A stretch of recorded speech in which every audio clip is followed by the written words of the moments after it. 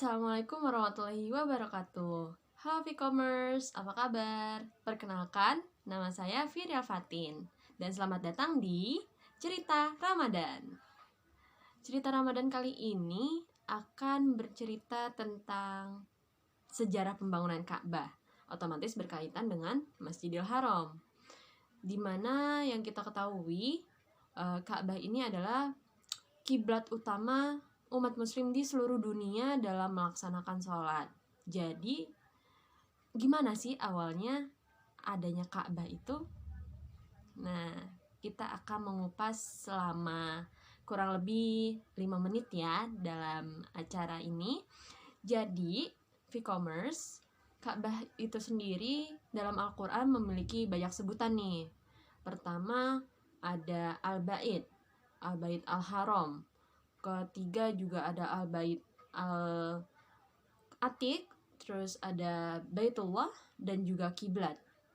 Namun yang sering kita dengar itu Baitullah ya Vcommerce, atau yang diterjemahkan ke dalam bahasa Indonesia bisa disebut sebagai rumah Allah.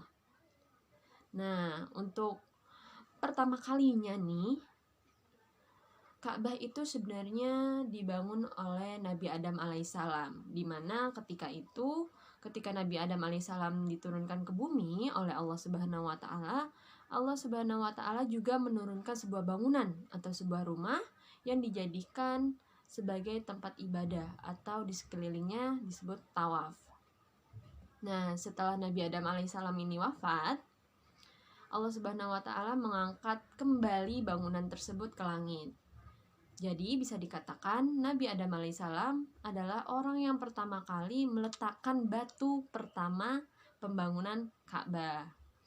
Selanjutnya nih Vcommerce, yang paling sering kita dengar itu ya yang kisah Nabi Ibrahim alaihissalam dan juga anaknya yaitu Nabi Ismail alaihissalam dalam membangun Ka'bah. Iya benar sekali Vcommerce. Jadi pada lokasi Ka'bah waktu itu Nabi Ibrahim alaihissalam dan juga Nabi Ismail alaihissalam membangun sebuah rumah ibadah nih di lokasi Ka'bah tersebut. Jadi bisa dikatakan rumah ibadah tersebut adalah rumah ibadah pertama yang ada di dunia. Kemudian setelah Nabi Ismail alaihissalam dan Nabi Ibrahim alaihissalam membangun bangunan tersebut, Malaikat Jibril memberikan Hajar Aswad kepada Nabi Ismail alaihissalam. Dan Nabi Ismail alaihissalam menaruhnya di sebelah tenggara bangunan tersebut. Nah, pasti bertanya-tanya ya, setelah Nabi Ismail alaihissalam dan Nabi Ibrahim alaihissalam itu wafat, siapa yang menjaganya? Nah, jadi setelah Nabi Ismail alaihissalam wafat, yang menjaganya adalah keturunannya nih Vcommerce. Namun pada zaman sekarang ini dijaga oleh pemerintah kerajaan Arab Saudi. Sorry Vcommerce jadi belibet. Jadi dijaga oleh pemerintah kerajaan Arab Saudi.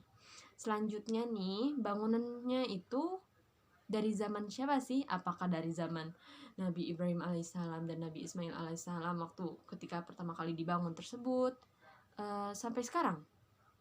Enggak nih Vcommerce. Jadi kan banyak banget tuh ya tragedi-tragedi yang udah dilewati oleh Ka'bah, oleh Masjidil Haram, seperti yang diabadikan dalam Quran surah Al-Fil. Adakah yang ingat?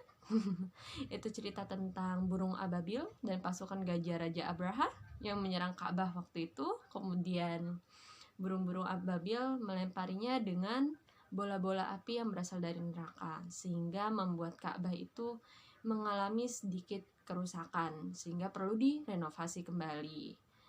Nah, selanjutnya renovasi yang terakhir nih, yang bangunan terakhir ini yang sampai sekarang ada itu adalah bangunan yang direnovasi pada masa Khalifah Abdul Malik bin Marwan. Nah, jadi bangunan tersebut tetap sampai sekarang. Nah, Vcommerce, fun fact nih.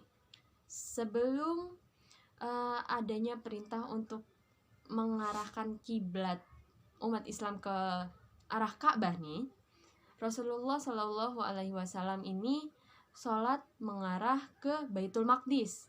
Kenapa begitu? Karena pada zaman dahulu Baitullah itu masih dipenuhi oleh berhala dan